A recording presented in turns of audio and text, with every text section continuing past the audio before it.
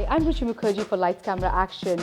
Here, behind the scenes, taking a look at a big fat Indian wedding in Houston. I'm here with the father of the bride, Jugal Malani. Well, who doesn't know him? He is also the president of India House, the who's who of Houston community. And we're so happy that your daughter's getting married. First of all, congratulations. Thank you, Ruchi. Tell us, how did you come up with this idea and how did you find Dipak? I was wondering about how to build a stage, because in India we see so many different kind of stages. So here to find in Houston it was difficult, but it was like God sent me a Swamiji from Bab's temple, and he was just sharing with me the temple they built out of styrofoam. That gave him an idea, Shwetumi Swami. And then I said, Swamiji, can we build this over here in Houston? He said, yes, I know the right person to do it. And he introduced me to Dipak, and he's the one who really took care from there and came up with a plan, and now it is almost ready. Yeah, and it's taking him almost 9 months building this? Yeah, 9 months he has been working, I think, day and night. Yeah, and I see your phone ringing constantly too now. He'll be busy. I know. So tell us all about, you must be a little bit under pressure about with your daughter's wedding, being also such a prominent Indian American in the Houston community. What's the planning and what's in store for Houston? Well, I have a lot of help, my wife, she is doing a lot of things, and my son Pankaj, and with their help, the pressure is not that much, but, and so many friends, so everyone is trying to help, so I don't think I'm under any pressure right now. How many guests are we expecting? We are expecting around, on the Sangeet program, about 1,000 people, and in wedding about 500, and on reception around 1,000. Okay. Yeah. And who are you wearing? I'm wearing Sabyasachi, and for reception, I think maybe Armani or something. Okay, well, the hype is very high, and Houston is very much awaiting this grand, I call it a big fat Indian wedding in Houston. Thank you.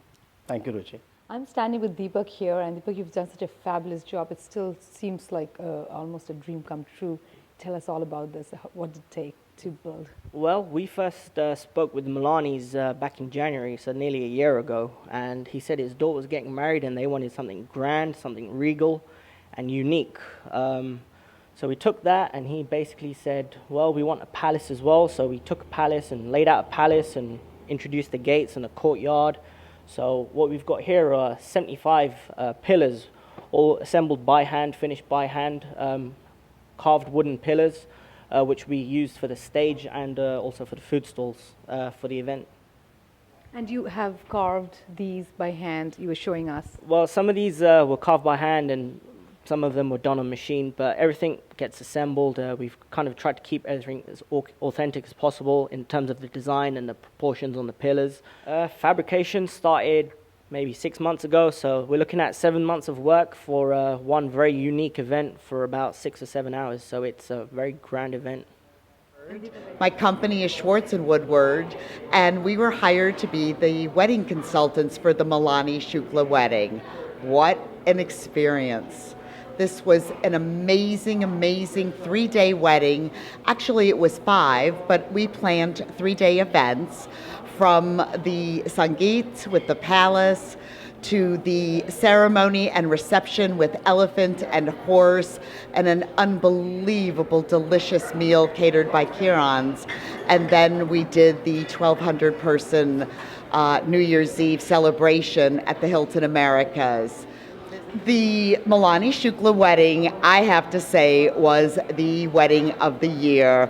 Of course, I love all the weddings we do, but this Indian wedding was so special because they've been planning it for over a year now. And the father of the bride and the mother of the bride were involved in every single detail, and details is what we're all about. When I think about this grand wedding, it is more to me other than just grand. It was majestic. It was my first experience attending an Indian wedding of such a caliber, and just as I mentioned, such majesty. It was beautiful. It was elegant.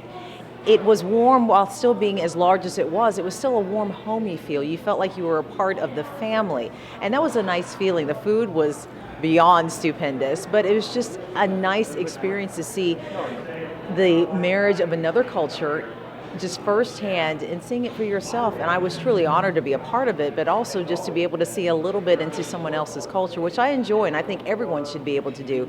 Because when you experience someone's culture, you see a part of who they are, where they came from, and just the wonderful portion of themselves that they like to share with others. And it was truly an honor to even be there, and I had a great time. It was exciting just dressing up, I guess you could say. And it's not in costume, it's in homage of a culture. And to be able to get assistance from friends to do that and be able to wear a sari and going to a sangeet and getting the henna taken care of on my hands, it was exciting because I'd never had that done before. And to be able to have friends even days later still see the henna and from the mehndi on my hands, and they ask the questions and be able to explain to them, oh, I had a chance to go to this wonderful sangeet and this wonderful wedding, and what I had a chance to see, the beautiful colors and the lights and the experience and the people and the love you felt there. Not just for the love for the bride and the groom, but the love for everyone there. It was just a magical experience.